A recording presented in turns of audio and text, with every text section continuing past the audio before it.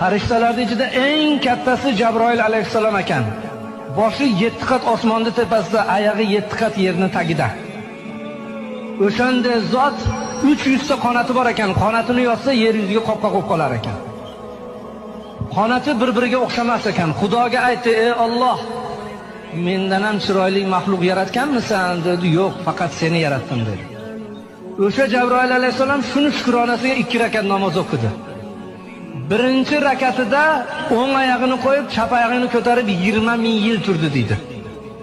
Ikkinchi rakatida chap oyog'ini qo'yib 20 ming yil, 40 ming yilda bitta oyog'ida 2 rakat namoz o'qidi. 40 ming yil ketdi. Boshini sajdaga qo'yib: "Ey Alloh, ojizlikman qilgan ibodatimni qabul qil" dedi. Xudo aytdi: "Ey Jabroil, rost ibodat qilding, seni ibodatingni qabul qildim. Sendan keyin hech kim bunaqa ibodat qila olmaydi. Magaram oxirgi zamonda Habibim Muhammad alayhisalomning ummatlari keladi. Ular qancha tashvish bilan, o'ylar bilan, quloq qoqib qo'yib pulini sanash bilan, tahoratida shikastalik bilan ozgina daqiqada 5-10 daqiqada 2 rakat namoz bomdodda o'qiydi. Seni 40 ming yil o'qigan namozingdan o'shalarda 2 rakat namoz menga yaxshi